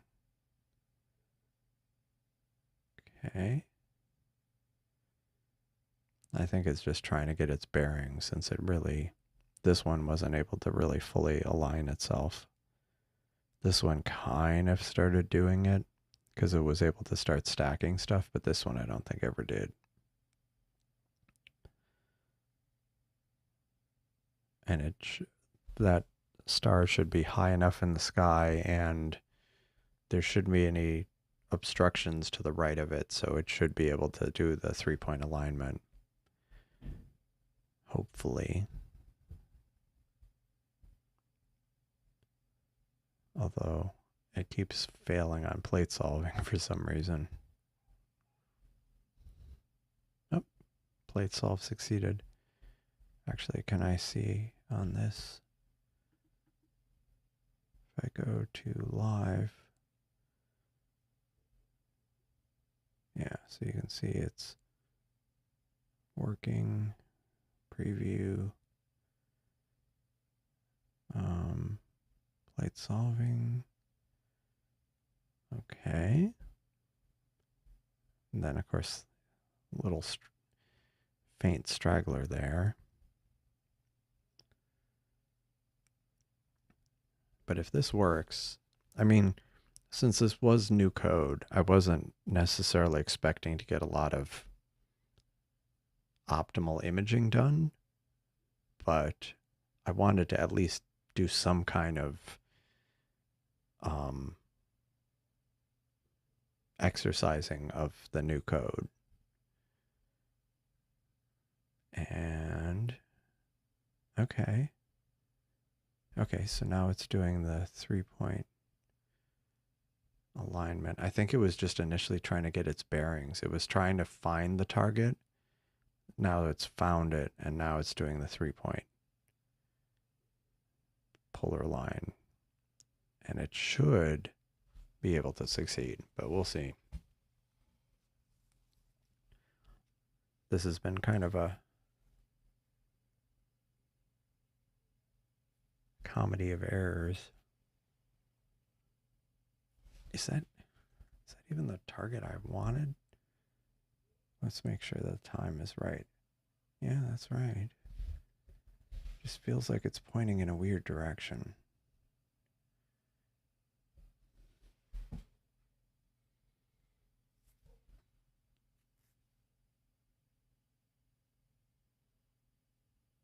I'm not sure what it's doing. Okay, so I think the 3-point alignment didn't succeed, but it's going ahead and doing the dark calibration, so at least it's starting. And then it'll image for a few minutes, and then we can try to image something. Hopefully no more clouds roll in. Yeah, see, if I had a proper unobstructed horizon or less obstructed horizon, I could actually have the full all sky camera and I could actually see some of the clouds as they were coming, but I have so little visibility. Clouds just kind of sneak up.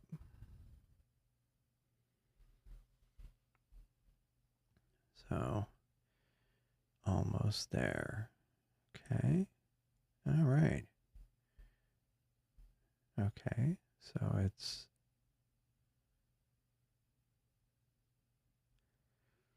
and this new logic should be able, hopefully, should handle the transition from the preview frame to the stack frame. And it shouldn't do the bouncing back and forth. Okay, that's the stack frame. And it should image it again. Okay, yeah. So this seems to be stacking fine. And of course, some little clouds coming through, but we'll see. At least it's able to image. It's imaging. Okay, so this is going to be another test. I did this. Did I do this as a schedule? I did this as a schedule. It's running. So let's go to live view. And let me stop this. And it asks, it doesn't tell you whether or not there's a schedule or not. It just says if there is one, I'm going to stop it. So I'm going to hit OK. And then it should switch back to preview. And it's back to preview. Now this needs, okay, this switched to preview and it was pretty fast. So let's go to the schedule and the schedule's there and it's stopped, which is exactly what it should have done. So the old version of the current live view won't do this. When you hit stop, it'll basically tell the Seestar to stop stacking, but the schedule won't know about it. The schedule will be like, oh, there's still a running schedule. So that would cause all kinds of issues. So that's great. Cool. So now I can clear, and let's actually try a target. Now at this point, all the early evening ones are out of the question. But what could I do? I may just, let's see, that's after 11:30. I'm just gonna do the Ghost of Cassiopeia just because it's an okay target. It's fine. I mean, it's good. It's a good target. I imported it from a file I have. Okay, so it's there. And if I go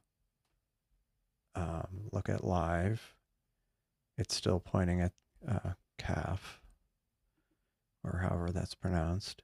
So let me go to the schedule, and I'll hit start. And now it's running, and I'm going to go to live and just see how that looks. So now it's doing a go to.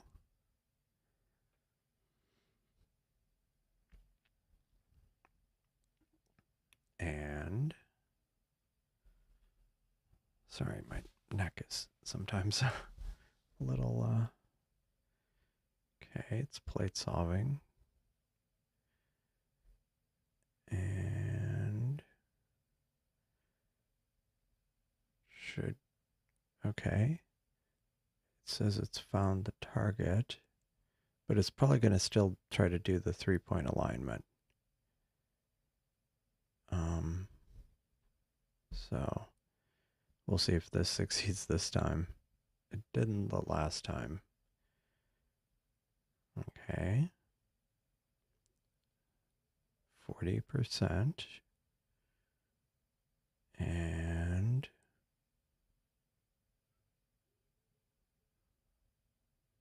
getting there.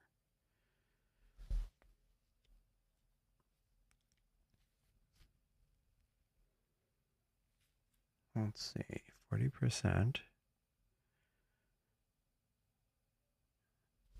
Is it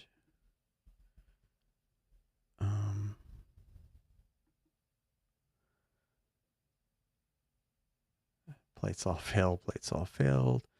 So I have a bad feeling that this 3-point polar line will fail. But that's okay. One thing I wonder if yeah, I don't know. Yeah, it failed. So now it's just going on to stacking. It's starting the stack. And after the first frame, it requests automatically the image or the stack. And it should show up any moment. Okay, cool. So that's the beginning of the stack. Still has a lot of artifacts on it, but this is the telescope that tends to have artifacts. So this part all is working. What else could I test? Actually, what I should do is I should stop. Okay. And then let's go, this should update. And that updated pretty quickly. So far, this is like when you redo something massively and you have high hopes that it might actually be okay, it's still kind of satisfying when it is. So let me go to the schedule. And I'll clear this. But what I wanted to do is just do a go-to of, since NGC 281 is a pretty bright one, and I'll just go to that. Actually, what I could do, since this, I have the, oh, I haven't updated to this one to the latest version, so I don't have the local search. That's fine. So let's go live view. And it's doing the go-to. And the reason I decided to go to Pac-Man Nebula is because it's so much brighter. And I just want to kind of, okay, so, and it seems to be switching pretty quickly. So let's go, actually what I'm going to do is I trigger an autofocus. And hopefully I should have done that at the previous target because there were a lot brighter stars in that field of view. And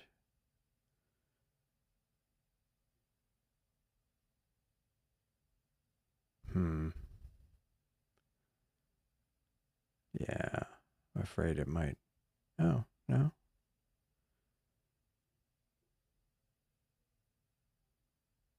Yeah, okay. It ended up around the same point. So let's see. Is that still updating though? Okay, cool. So that's working. I'm gonna, because I see like these artifacts here, I'm gonna trigger, again, this is more of a problem with this specific telescope being kind of a little iffy. So I'm going ahead and forcing a new dark library. And maybe I'll actually be able to get some imaging done before the before more clouds come in. So far this is good. I've been able to start and stop things with a schedule, and it stopped the schedule correctly. I've been able to, it's hasn't had any issues thus far switching back and forth between live and what really I should do is I should have it pointing at both telescopes, because that's probably more of a stress test. So let me do that as soon as this is done. Okay, this is done. So let's go. I'm going to go back to controlling both telescopes from one Alp. Okay, and I'm just going to restart this. All right, and so let's see if this works. All right, so go back to that. I've got both telescopes.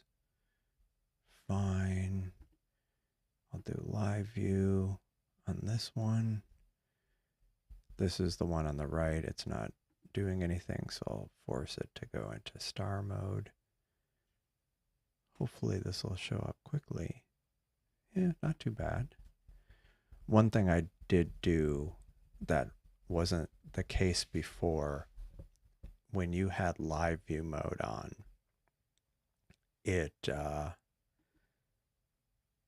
wouldn't have the timestamp on the bottom, so it was kind of hard to tell if it was actually doing anything, because what I found out is it could actually have been hung on the back end and you wouldn't know, because it would just be this live screen. Now why does this say it's idle? Okay, so this is the first problem. It says it's idle, and it is not idle. It is supposedly, oh no, it's in state complete.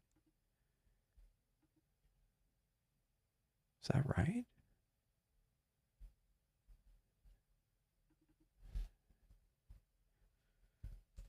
Okay, maybe this isn't, huh. Okay, I think I found my first problem. Um,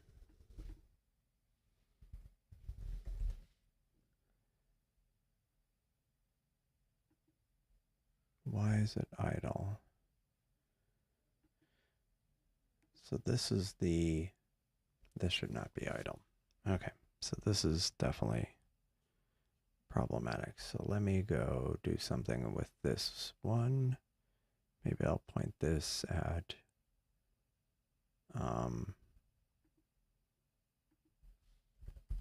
NGC 281 and do a live view. And why is this one that way?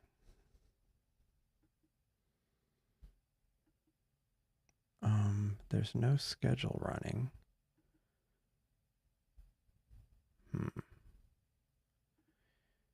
Well, I'm just going to go ahead and force it this way. NGC 281. I think I know what's going on. I'll have to look at that more tomorrow.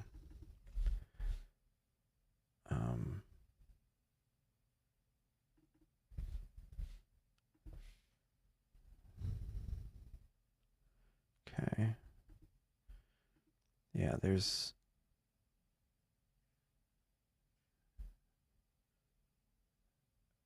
Okay, the state was complete. Yeah, I need to look at the state. Basically, it shouldn't have gone to this mode. It should have been on the other mode where you have the buttons for sun, moon, star, scenery. So there's definitely some issues there. This one seems to be okay. Let's see, settings. Gonna turn on the light pollution filter. There should be a button. We should add a button to be able to do that from live view. But right now I'm just manually restarting the imaging here without using a schedule on this one. This one I'm using a schedule. Oh, it's actually 80% plate solved. 100%. Wow. Third time was the charm. Or fourth time.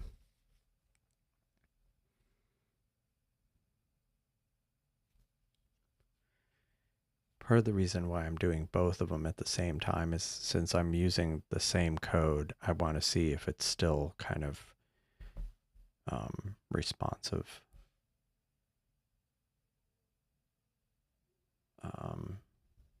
Because it was more responsive than I remember with just a single scope going, but I kind of did spend some more time on some of the internals of it to try to make it perform at a without kind of locking up. Let's see. Okay. Let's see. As soon as the first frame shows up, it should. I'm trying to see the stacked frame counter. Oh, of course the first one dropped. Okay. But this is still preview mode.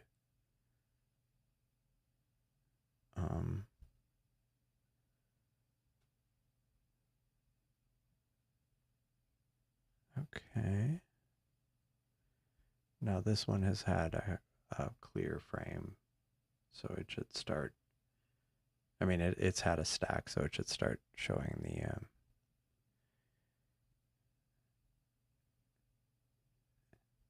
I think. Yeah.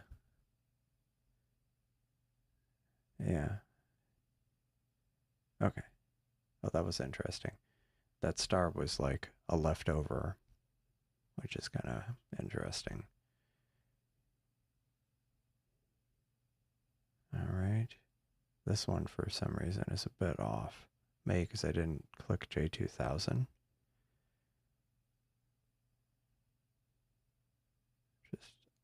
Just trying to make sure it doesn't have the kind of where it would go back and forth between the stacked and non-stacked images.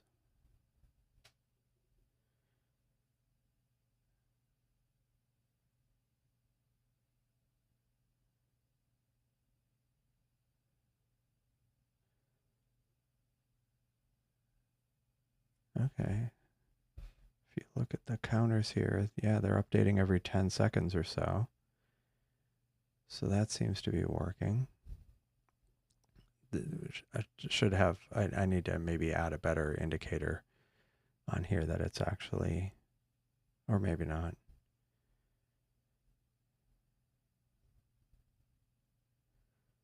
Yeah, it seems to be, both of them seem to be updating. It doesn't seem really, seems okay.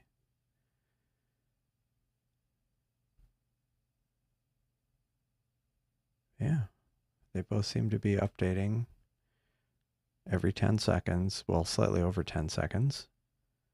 But as they get new new images added to the stack, so that part is working, which is good. Now this one is a schedule, so I might go ahead. This one was manually started, so if I stop it,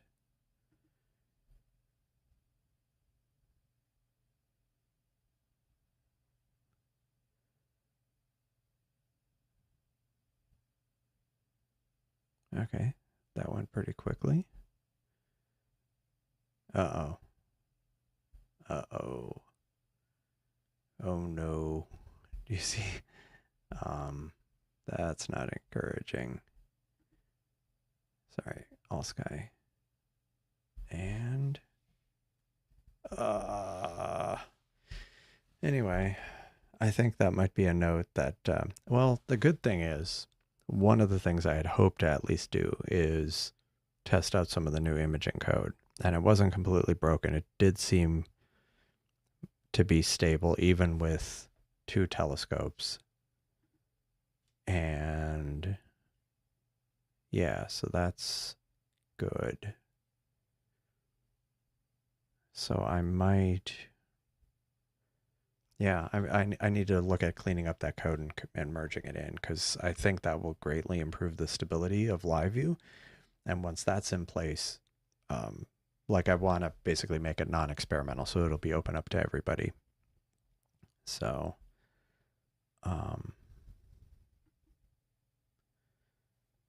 but yeah, I feel, yeah, there's some more coming. Yeah, no, I don't know. I'm just, I feel like it might be time to just wrap it up for the evening. It's been a bit frustrating. See, this is why I want to make remote telescopes a priority, because then I'd always have something I could be doing, so long as there was enough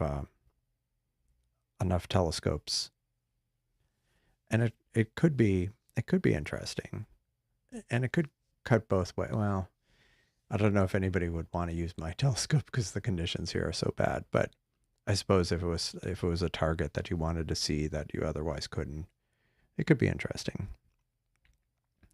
But yeah, I think I'm going to leave it at that. I feel like I spent the first couple hours fighting or waiting for clear skies that are still kind of, I mean, it's clear now, but the fact that that cloud just went through, I have a feeling that it's going to definitely make all the stacks a little kind of iffy. But next stream, I'm pretty sure I will do some photo processing. Might not be till later in the week. Could actually be, might not be until Friday. Small chance that I might do a live stream tomorrow evening if the conditions end up great, but it would probably be at the last minute, because I don't want to do this again where I start imaging and then end up burning a couple of hours waiting for it to clear. But yeah, I appreciate everybody for joining. If you haven't liked the video, please do so. And yeah, Yeah, see, look, as if that's yet more clouds. Not big ones, but enough to mess up the images because they're moving pretty quickly. But yeah, thanks for joining everybody, and I will see you later in the week. I know you did make the make it to the end this time, Chief Astro. All it takes is for me to end it earlier. To be fair, I think the last one was like 5 or 6 hours, or it was like 5 hours. So making this one a little shorter, my body will probably thank me for it anyway. So yeah, thanks for joining everybody, and I will see you in the next one. And please join the Discord server if you want to talk further or have extra suggestions about other things I can do on cloudy days.